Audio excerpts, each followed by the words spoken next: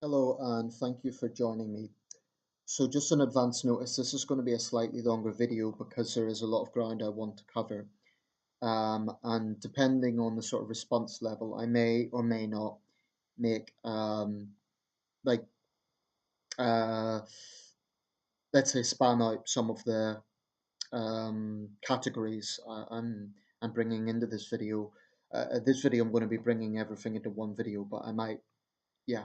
I might didn't describe that very well. I might expand some of the areas that I'm looking at into specific videos, but I'll see how this goes. So I want to talk about conspiracy theories, right?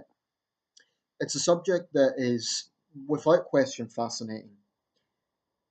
If you're like me and you don't necessarily buy into them, but you're fascinated by history, you're fascinated by the corridors of power and just the importance of history, then conspiracy theories, no doubt, provide an interesting subject. So I want to make a disclaimer, or not a disclaimer so much as a candid take on my view on this. I feel that whilst we often dismiss conspiracy theorists as being loonies or other derogatory sort of terms, and while sometimes there is some, basis for there to be dismissive attitudes, and I'll come to that, I think it is actually ignorant to blindly believe power, unquestionably. Um, I think that you have to look objectively at the nature of power and the nature that power has played. Um, so to think that there is never any sort of agenda that we don't see, I think would be very naive as well. I think blind sort of belief in something is has the potential to make you very very naive. On the other hand, blindly believe in conspiracy theories, I believe, is equally gullible.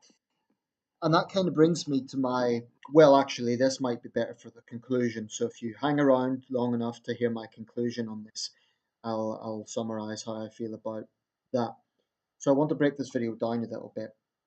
What are conspiracy theories? They are basically ideas that there is something beyond, let's say, the smoke screen, something beyond what is known in the public domain, that is in mainstream media, which is not a term I like to use because I think more often than not it is used as a way to say that the alternatives are therefore the truth, and that isn't always the case. But yeah, for convenience, I'll just say mainstream media and official government lines. So conspiracy theories are what happens to be the unofficial version. Now, if we took a time machine, went back 500 or 600 years, if we'd heard Galileo and other men who were considered to be great thinkers ahead of their time, they would have been dismissed as lunatics. They would have been dismissed as what we now call conspiracy theorists. And yet, history and science has proven that they were ahead of their time. So I think we need to be very careful before just outright dismissing someone.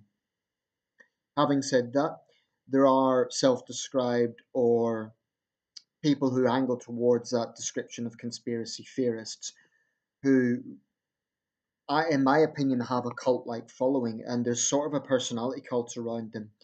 And there's an arrogance with that because it's this idea that they seem to know the truth and the rest of us are just ignorant sheep. And that's something I think needs to be a little bit scrutinized, but I'll come to that point. So, what are some well known conspiracy theories?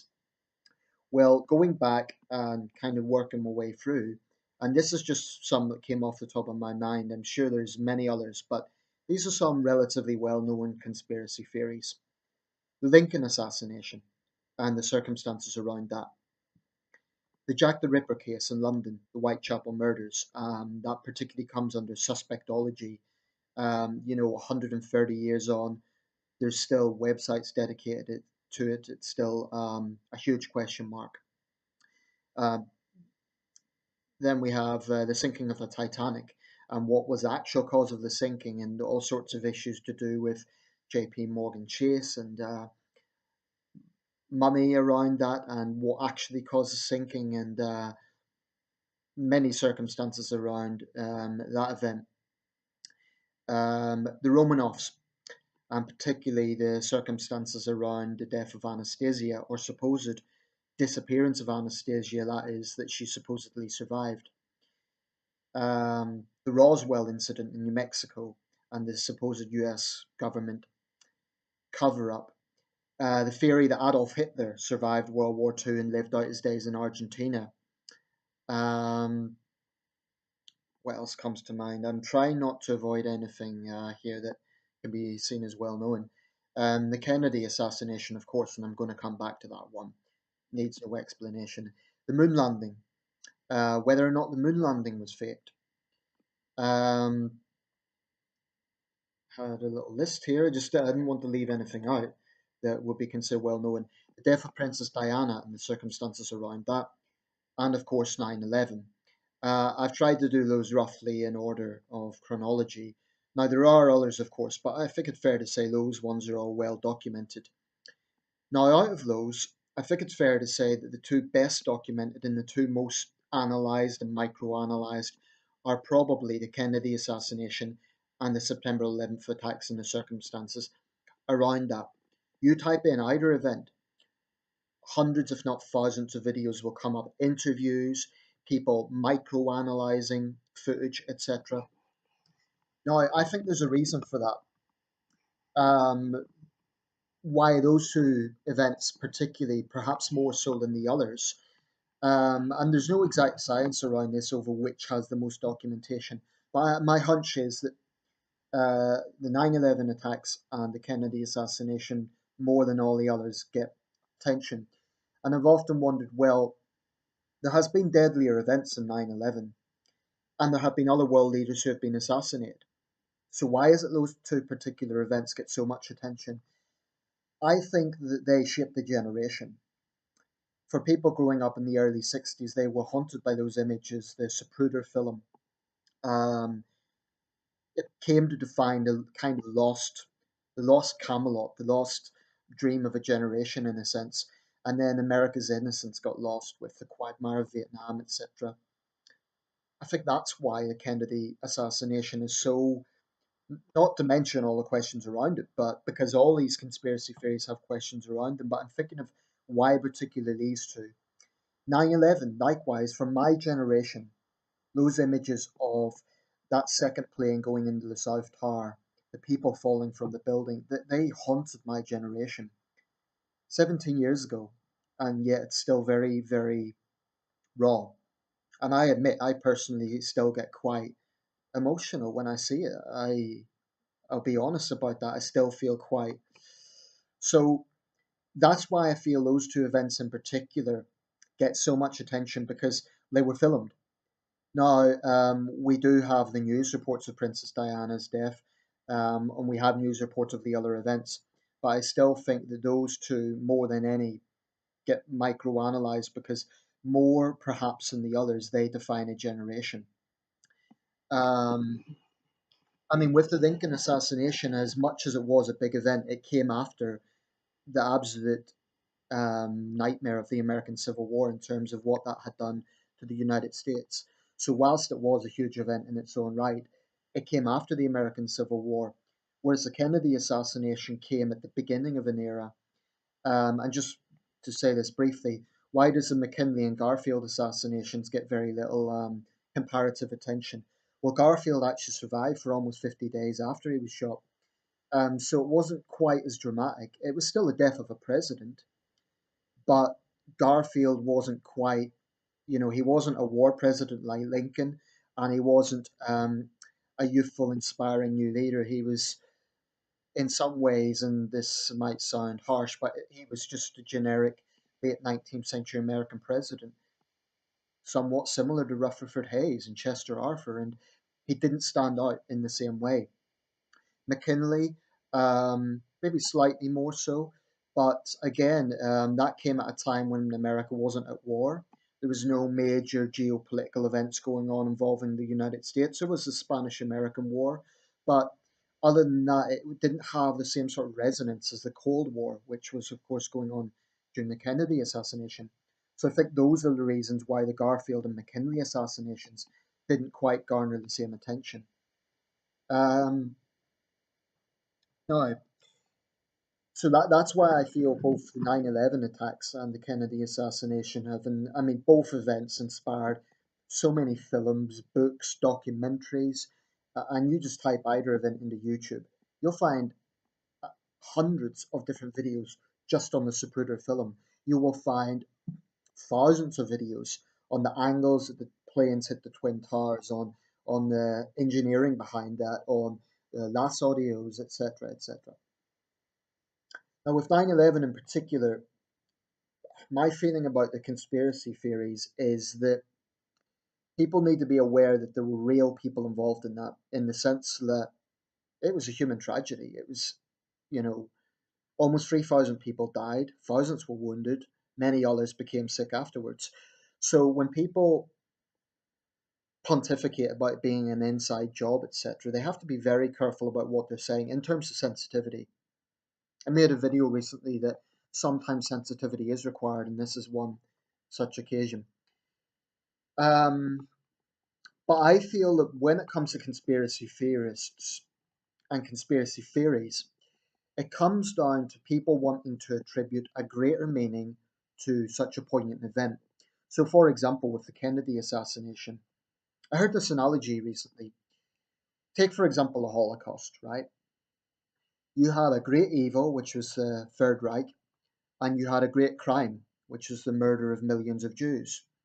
And incidentally, I'm going to be bringing anti-Semitic conspiracy theories into this video, so bear with me. But it was an equilibrium in the sense that a great evil and a great crime. With the Kennedy assassination, you had someone so profound, John F. Kennedy, and his supposed killer, Lee Harvey Oswald, a nobody. A guy who had been rejected by the Russians, rejected by the Cubans, a struggling young father who had a turbulent family life, a nobody, essentially a nobody.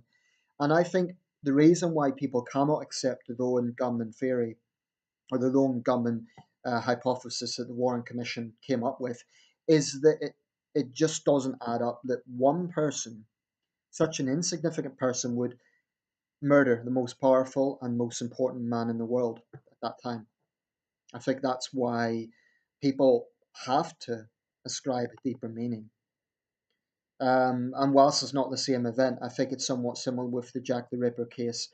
Um, the reason that's never been just seen as, well, five unfortunates were murdered in the streets of London, possibly more than five. There had to be a deeper meaning because of the nature of those crimes, because they were so brutal, and also because they were. It was the first case in which, well, it was the first documented serial killing in great detail, and also I understand that fingerprinting was invented just after the case. So were sneakers, incidentally. So with every big conspiracy theory, with every big event, there is something around it. Take the Romanovs, for instance. Why is that get so much attention? Because again, the idea that these ragtag rebels, these Bolsheviks, could wipe out an ancient royal family, one of Europe's great households, in just in a lodge in the Urals. It's hard to fathom, really. And again, that came at the end of the chaos of World War I and the beginning of the Russian Civil War. Now, like I said, there's huge amount of resources online to conspiracy theories and conspiracy theorists. Some that come to mind, there was a series a few years ago at the end of the 2000s, Jesse Ventura Conspiracy Theory. You may be familiar with it.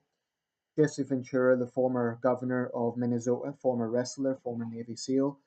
Um, he ran the series Conspiracy Theory. Now, most of the conspiracy theories he came up with weren't the ones I named. He did cover the Kennedy assassination, but he also came up with others like the Heart Project, um, secret secret compounds that world leaders were gathering out in, and like the Bilderberg Group, and There was another in upstate New York, I forget its name now. Um, but he covered a lot of that. He had a kind of team.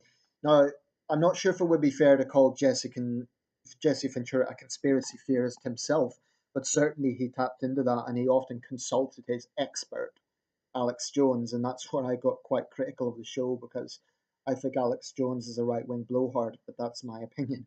Um, to me, that kind of lost legitimacy because I don't think Alex Jones is a particularly stable character.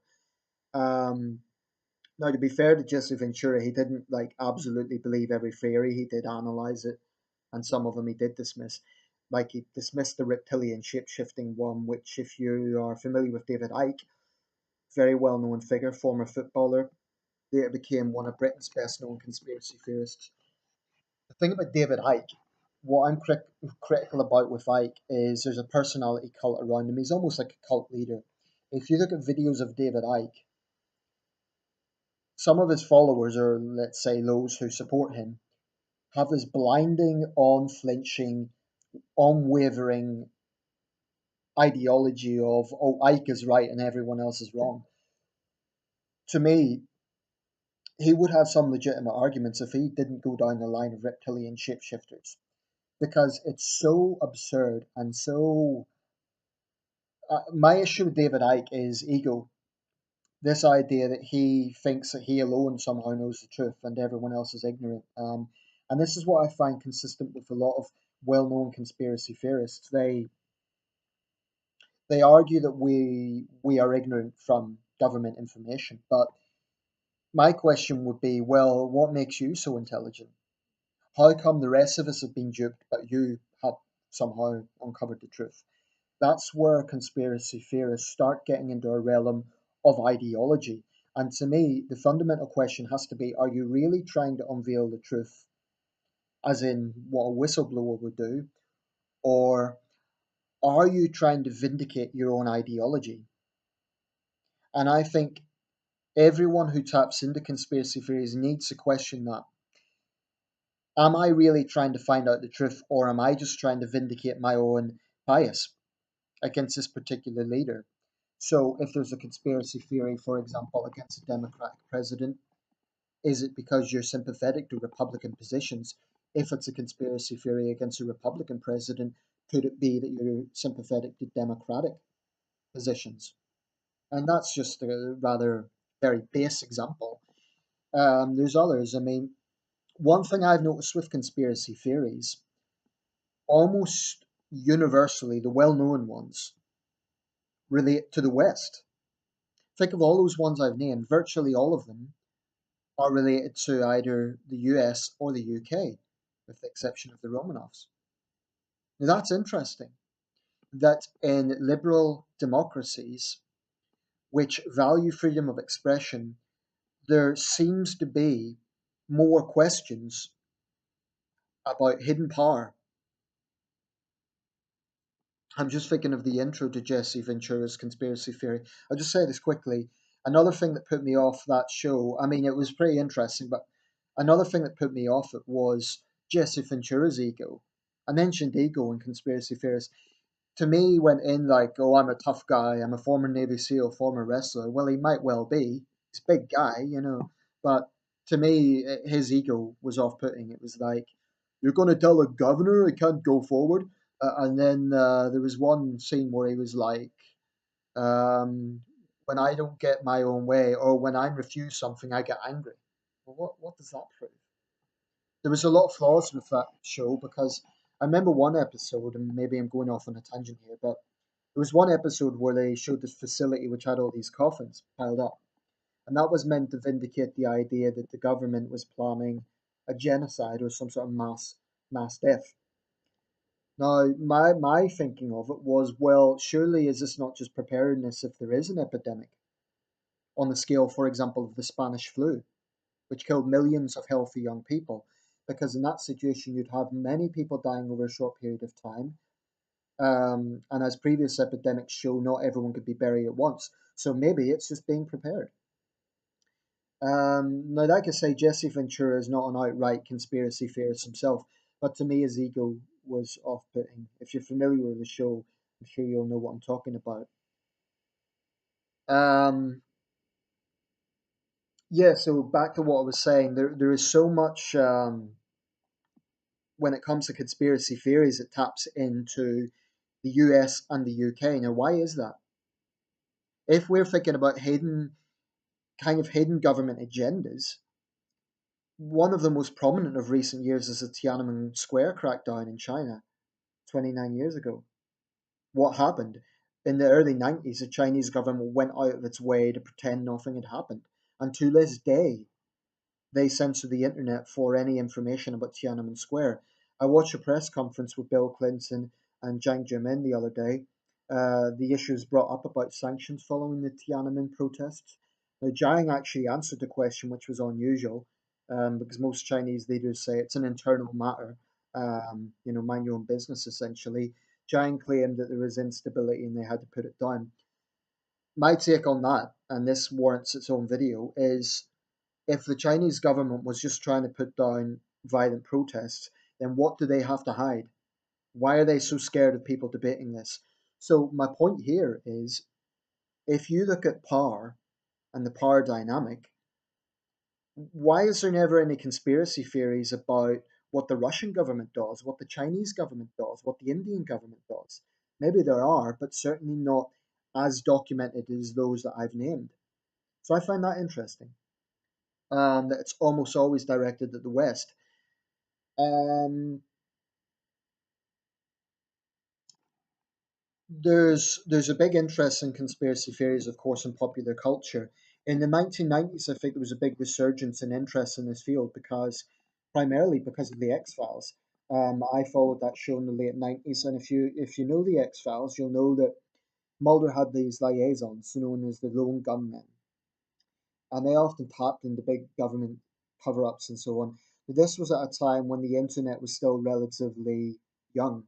We didn't have YouTube, we didn't have Facebook. I think the ground is ripe now for conspiracy theories because you have the power of social media, you have things can become instantaneous, and you have fake news.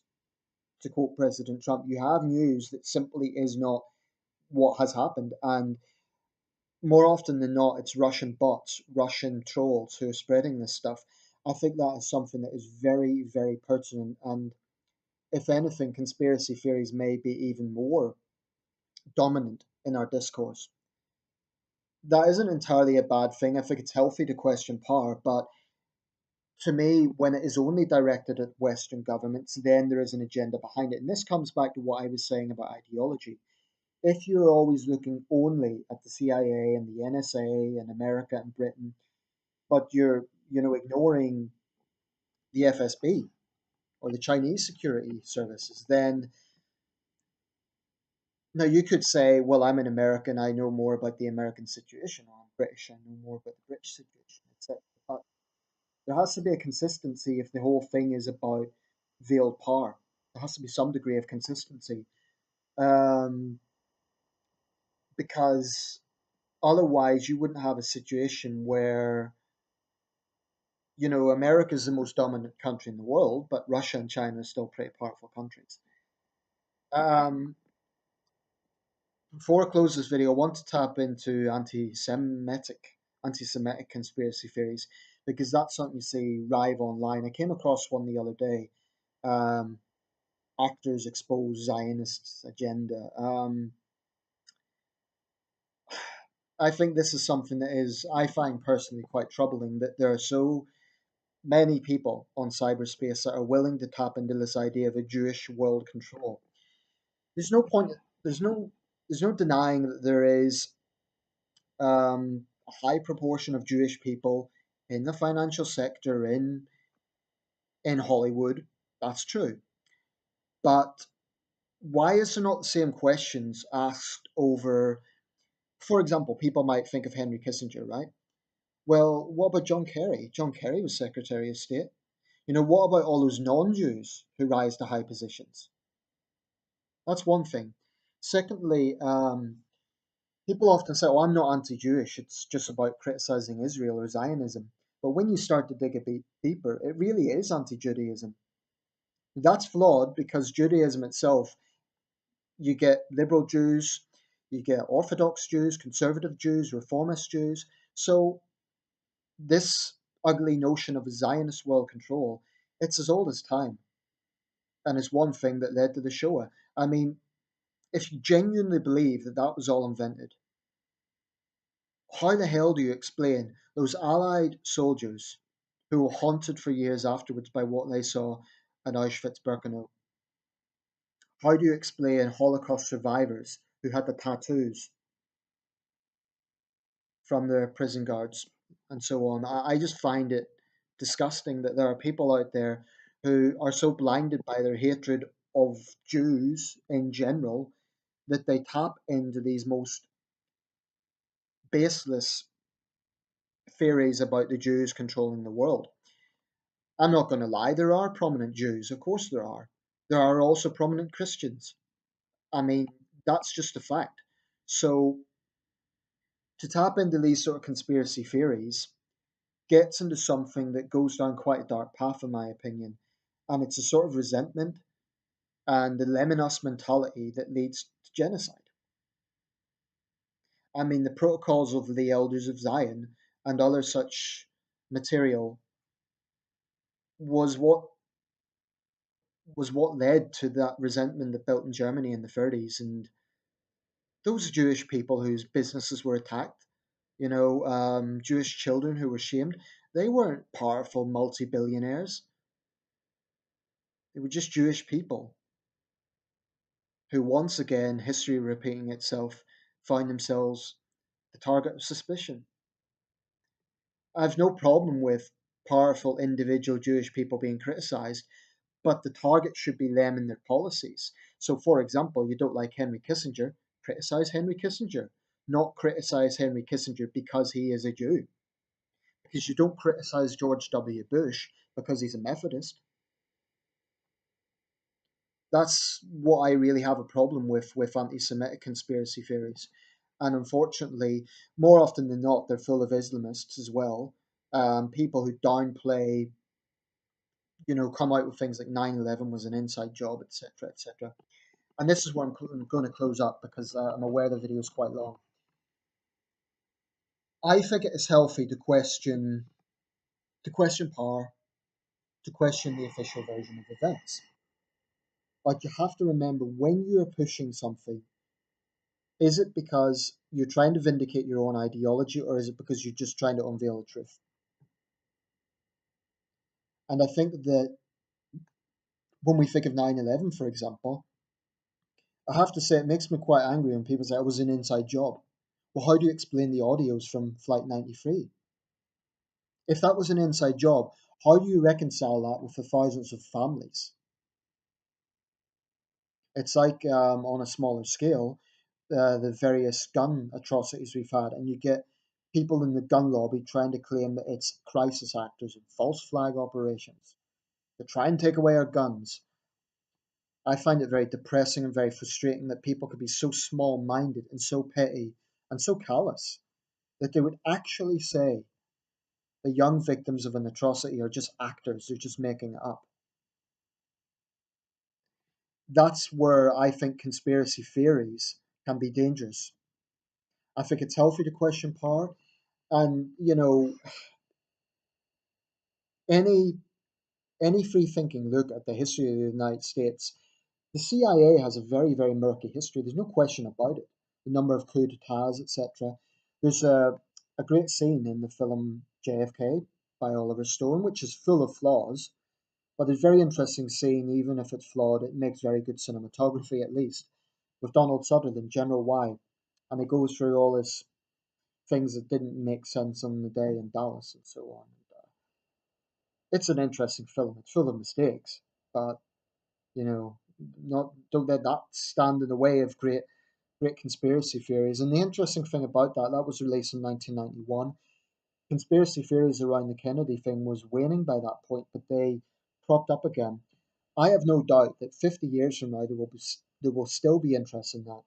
100 years from now there'll still be interest in 9/11, and I have no doubt there will be conspiracy theories. Oh, Bush done it. It was an inside job. 100 years from now. So I hope I've given people something to think about. You don't have to agree with me. You don't even have to like me. But all I would say is it's healthy to question power. It's healthy to say, well, actually, this is a bit strange. It doesn't add up. On both the Kennedy assassination, Princess Diana, 9/11, a lot of those events, there are things that don't add up. And no matter how critical you are of conspiracy theorists, there are things that just don't add up. And, the biggest skeptic of the conspiracy theorists would still struggle to explain those things. I do. I am veering towards skepticism of the conspiracy theorists around 9/11, but there are things I can't explain, such as why there was only one footage shot of the Pentagon. Anyway, I'll leave it there. This has been a very long video. If you've stayed the whole way through, I thank you in advance. Um, yeah, I just hope I've given people something to think about. I have no doubt there will be, as always, things that I could have said that I didn't. So be it. Some of this I might break down into another video. Let me know your thoughts and please keep it civil.